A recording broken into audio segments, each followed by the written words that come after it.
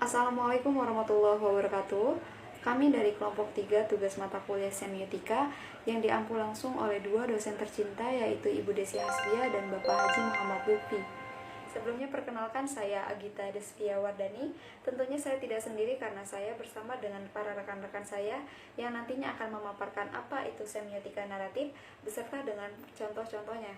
Kemudian di antara teman-teman saya ada Magda Manik, Muhammad Cikal Fajar, Nabilah Salsabila, Okta Widyaningsih, Rina Agustina, Silva Fasha, Sukma Dara Arianti, dan Vinia Setiani. Semiotika sendiri memiliki beberapa jenis. Salah satunya adalah semiotika naratif. Sebenarnya apa itu semiotika naratif? Semiotika naratif sendiri yang menelaah sistem tanda dalam narasi yang berwujud mitos dan cerita lisan, diantaranya memiliki nilai kultural tinggi. Itu sebabnya Greimas pada tahun 1987 memulai pembahasannya tentang nilai-nilai kultural ketika ia membahas persoalan mengenai semiotika naratif. Contohnya, pohon beringin yang lebat dan rindang dipercayai orang-orang bahwa pohon tersebut termasuk keramat atau angker.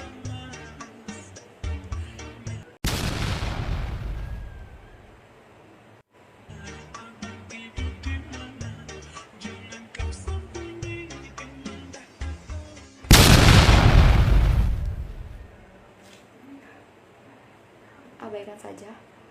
Masyarakat Indonesia masih cukup banyak yang percaya dengan mitos yang berbeda dengan fakta. Nah, mitos ini yang beredar biasanya dipengaruhi oleh sumber yang non-ilmiah, mulai dari kepercayaan yang berkaitan dengan gaib, fenomena alam, sampai tradisi masa lalu, yang seringkali di luar nalar dan logika. Selanjutnya, rekan-rekan saya akan memaparkan beberapa contoh-contoh dari semiotika naratif.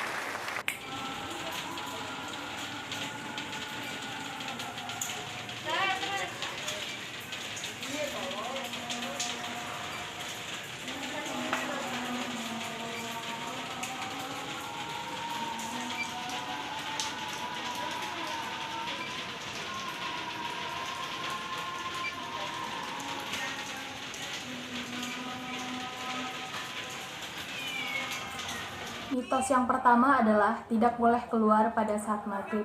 Teman-teman yang lain pasti udah pada tahu ya dengan mitos yang satu ini.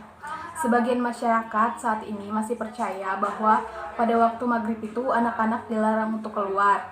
Dan biasanya pada saat maghrib ini katanya banyak makhluk halus yang berkeliaran. Dan kalau misalnya ada anak kecil yang berkeliaran pada saat maghrib, maka akan diculik sama makhluk halus atau biasanya kita sebut dengan genderuwo.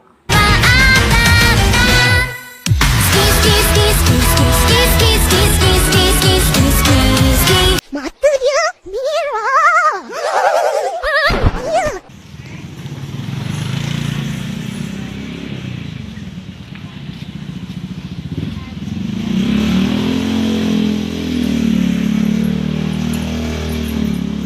Mitos yang kedua adalah mandi setelah pulang dari kuburan. Nah, misalnya gini, kalau misalnya kita baru pulang melayat ataupun baru melewati kuburan, kita tuh wajib mandi ataupun ganti baju, bisa juga cuci kaki. Dan kalau misalnya kita baru pulang melayat ataupun baru melewati kuburan dan kita tidak cuci kaki ataupun ganti baju, maka kita akan ketempelan sama yang namanya makhluk halus. Dan katanya kalau misalnya kita ketempelan sama yang namanya makhluk halus, badan kita akan merasa sangat pegel. Di sini saya akan mencontohkan semiotika naratif, yaitu semiotika yang menelaah sistem dalam narasi yang berwujud mitos dan cerita lisan. Telah diketahui bahwa mitos dan cerita lisan ada di antaranya memiliki nilai kultural tinggi. Dan juga saya menggunakan teori semiotika Roland Barthes, teori penerus pemikiran dari De Sauer. Roland Barthes mengungkapkan bahwa bahasa merupakan sebuah sistem tanda yang mencerminkan asumsi-asumsi dari masyarakat tertentu dalam waktu tertentu. Barthes mengutamakan 3 hal yang menjadi inti dalam teorinya. Yang pertama, denokasi, yaitu makna sebenarnya dari tanda. Yang kedua, konotasi, yaitu makna subjektif atau paling tidak intersubjektif yang berhubungan dengan isi. Yang ketiga, mitos, yaitu lapisan pertanda dan makna yang paling dalam. Contoh pertama yaitu bersiul di malam hari. Bersiul di malam hari dapat memberikan konotasi yang mengganggu. Kemudian konotasi tersebut berkembang menjadi mitos. Jangan bersiul di malam hari, dikarenakan akan mengundang makhluk halus. Alasan masuk akal dari mitos tersebut, yaitu bersiul di malam hari akan mengganggu masyarakat yang sedang beristirahat. Dan alasannya, menambahkan kata tersebut bertujuan untuk membuat seseorang tidak berani bersiul di malam hari lagi. Yang kedua, memotong kuku di malam hari. Memotong kuku di malam hari memberikan konotasi yang berbahaya. Kemudian, konotasi itu berkembang menjadi mitos. Jangan memotong kuku di malam hari, dikarenakan akan memperpendek umur.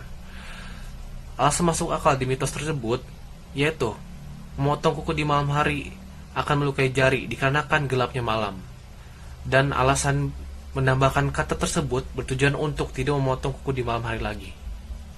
Di sini saya akan menjelaskan contoh semiotika naratif menggunakan teori dari Roland Barthes. Teori ini merupakan terusan pemikiran dari Saussure. Barthes mengutamakan 3 hal yang menjadi inti dalam analisisnya, yaitu makna denotasi, konotasi, dan mitos. Denotasi merupakan makna sebenarnya, dan konotasi merupakan makna tambahan. Sedangkan mitos adalah bagaimana kebudayaan tersebut menjelaskan aspek realitas dan gejala alam. Contohnya duduk di depan pintu. Duduk di depan pintu ini memiliki konotasi mengganggu. Kemudian konotasi ini berkembang menjadi mitos, jangan duduk di depan pintu nanti susah dapat jodoh. Alasan logis dari mitos ini adalah karena orang yang duduk di depan pintu dianggap menghalangi jalan keluar masuk. Hanya saja kata-kata tambahan sulit mendapatkan jodoh bertujuan agar orang yang duduk di depan pintu segera menghindar. Contoh selanjutnya, duduk di bantal. Duduk di bantal memiliki konotasi tidak sopan. Kemudian konotasi ini berkembang menjadi mitos, duduk di atas bantal bisa bikin bisulan. Alasan logis dari mitos ini adalah karena duduk di atas bantal dianggap tidak sopan untuk dilakukan. Karena bantal digunakan untuk kepala, bukan untuk alas duduk. Namun, menduduki bantal menyebabkan bisul bisa saja terjadi karena alasan kebersihan. Nah, seperti yang sudah dijelaskan oleh teman-teman saya, bahwa semiotika naratif merupakan narasi mitos. Banyak sekali mitos-mitos yang sudah dijelaskan oleh orang tua kita kepada kita. Tujuannya hanya untuk sekedar memberikan arahan atau hanya sekedar memberikan peringatan. Kali ini saya akan memberikan 2 contoh narasi mitos yang berada di kehidupan sehari-hari. Contoh pertama, konon katanya jika kita tak tahan ingin buang air besar, kita perlu mengambil satu batu kecil, lalu dimasukkan ke dalam kantong celana ataupun androk. Katanya hal ini akan memberikan rasa sakit pada perut kita mereda. Namun ternyata hal ini hanya sekedar ucapan belaka. Menurut orang tua pada zaman dulu, jika kita ingin pergi kamar mandi, buang air besar, ataupun buang air kecil, kita perlu berjalan terlebih dulu ke sungai. Jarak yang ditempuh cukup jauh karena pada zaman dulu tidak ada kamar mandi. Nah, contoh kedua, konon katanya jika kita menyapu ruangan tidak bersih dan masih kotor, kita akan mendapatkan jodoh yang berewokan. Padahal, hal ini hanya sekedar peringatan agar siapapun yang menyapu ruangan selalu bersih agar terlihat rapi. Semiotika naratif semiotika yang menelaah sistem tanda dalam narasi yang berwujud mitos dan cerita lisan atau folklore. Mitos dan cerita lisan ini biasanya memiliki nilai kultural yang tinggi. Contoh mitos yang bisa saya ambil dari kehidupan sehari-hari di lingkungan sekitar yaitu mitos burung pipit berkicau. Jika burung pipit berkicau secara terus-menerus di halaman atau sekitar rumah, pertanda akan ada tamu datang. Begitu juga burung pipit bertengger di kanan rumah, maka tamu yang datang akan membawa kabar baik. Yang kedua, mitos pohon beringin. Masyarakat Indonesia banyak yang percaya terhadap mitos pohon beringin. Pohon beringin yang tumbuh besar dan tinggi kerap dikaitkan dengan hal mistis. Berdasarkan teori Roland Barthes terkait contoh tersebut, Barthes melihat aspek lain dari penandaan, yaitu mitos yang menandai suatu masyarakat. Mitos menurut Barthes terletak pada tingkat kedua, penandaan, Jadi setelah terbentuk sistem sign, sign ver, sign fit, tanda tersebut akan menjadi penanda baru. Jadi, ketika suatu tanda yang memiliki makna konotasi kemudian berkembang menjadi makna denotasi, maka makna denotasi tersebut akan menjadi mitos. Contohnya, yang disebutkan tadi yaitu pohon beringin yang rindang dan lebat menimbulkan konotasi keramat karena dianggap sebagai hunian para makhluk halus. Konotasi pada keramat ini kemudian berkembang menjadi asumsi umum yang melekat pada simbol pohon beringin, sehingga pohon beringin yang keramat bukan lagi menjadi sebuah konotasi, tapi berubah menjadi denotasi pada permukaan tingkat kedua, dan pada tahap ini pohon beringin yang keramat dianggap sebuah mitos. Seperti yang telah dijelaskan oleh teman-teman saya bahwa semiotika naratif itu ialah sebuah tanda yang berwujud mitos-mitos atau cerita-cerita lisan yang mengandung nilai kultural di dalamnya. Hal tersebut dikemukakan oleh seorang pakar yaitu Pak Teda. Dan di sini saya akan memberikan beberapa contoh mengenai semiotika naratif itu sendiri. Sebelum saya memberikan contoh terkait mitos tersebut, ada beberapa penjelasan mengenai mitos ini. Nah, sebenarnya mitos ini merupakan teori aspek semiotika yang dijelaskan oleh Roland Barthes. Nah, Barthes ini mengemukakan bahwa bagaimana cara manusia bisa mempelajari yang ada di sekitarnya. Nah, menurut Barthes tersebut, penandaan itu disempurnakan oleh dari semiologi Saussure dengan sistem penandaan konotatif dan mitos. Denotasi signifikasi tingkat pertama dan denotasi signifikasi tingkat kedua. Nah, denotasi ini mengungkapkan makna dari apa yang kita lihat oleh mata, sedangkan konotasi mengungkapkan makna yang terkandung dalam tanda-tanda. Barthes menyatakan bahwa ada aspek lain yaitu mitos. Dan mitos ini menurut Barthes bukan hal yang berkembang di masyarakat yang memiliki nilai tidak masuk akal atau tahayul. Namun mitos ini menurut Barthes ialah sebuah bahasa atau pesan. Menurutnya, mitos merupakan sistem semiologis yaitu sistem tanda-tanda yang dimaknai oleh manusia. Mitos ini pun sebuah perkembangan dari sistem konotasi. Di sini saya akan memberikan contoh mengenai mitos-mitos tersebut. Dapat satu contoh lagi yaitu larangan menyapu di malam hari. Dan orang-orang zaman dulu melarang menyapu di malam hari karena dipercaya bisa menghilangkan rezeki. Karena konon katanya zaman dahulu masih memakai lampu tempel yang remang-remang. Dan larangan menyapu di malam hari maksudnya untuk menghindari benda yang terjatuh atau barang itu hilang, berarti kehilangan rezeki. Mitos belum mata jatuh.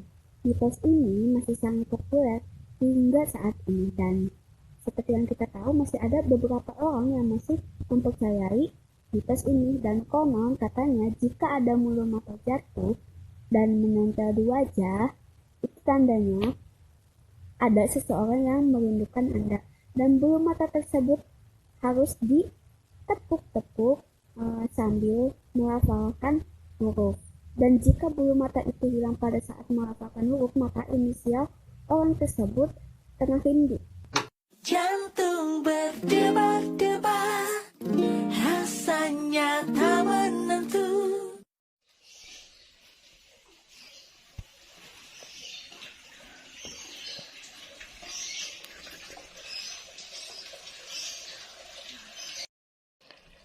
Nah, contoh tersebut merupakan mitos yang katanya jangan bangun siang, nanti rezekinya dipatok ayam. Mungkin ini bermaksud menjadikan seseorang agar lebih giat mencari rezeki di pagi hari, karena kebanyakan orang banyak yang sudah mulai berangkat mencari rezeki sejak pagi hari. Bahkan setelah azan subuh mereka sudah berbondong-bondong pergi ke kantor atau ke tempat lainnya untuk mencari rezeki. Selain itu juga bangun pagi memiliki manfaat untuk kesehatan mental kita. Bangun pagi akan membuat kita lebih bahagia karena memiliki mood yang baik dan merasa kita menjadi lebih sehat jika dibandingkan dengan orang yang memiliki kebiasaan bergadang hingga larut malam. Nah, contoh selanjutnya itu merupakan mitos yang katanya jangan makan sambal di tempat sambalnya atau cobeknya. Mitos ini biasanya dilontarkan orang tua kepada anaknya yang belum menikah. Kata orang tua zaman dulu, pamali katanya kalau makan sambal di cobeknya. Nanti kalau anak perawan dapat jodohnya kakek-kakek, sebaliknya juga anak laki-laki nanti dapat jodohnya nenek-nenek. Mungkin ini hanya teguran saja ya bagi yang melakukannya, agar tidak menggunakan tempat itu, karena cobek biasanya dipakai untuk mengolah sambal. Maka akan tidak baik bila anak langsung makan di atas cobeknya.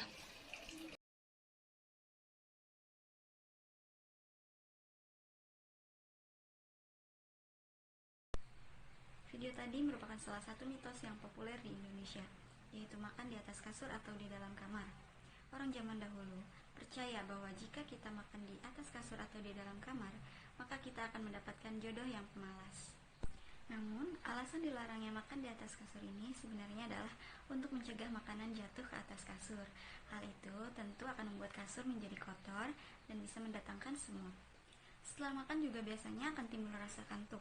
Jadi, ketika kita selesai makan di atas kasur, pasti kita akan langsung mencari posisi enak untuk tidur. Nah, dari situlah muncul mitos bahwa makan di atas kasur akan mendapatkan jodoh yang pemalas. Sekian penjelasan dari saya, terima kasih.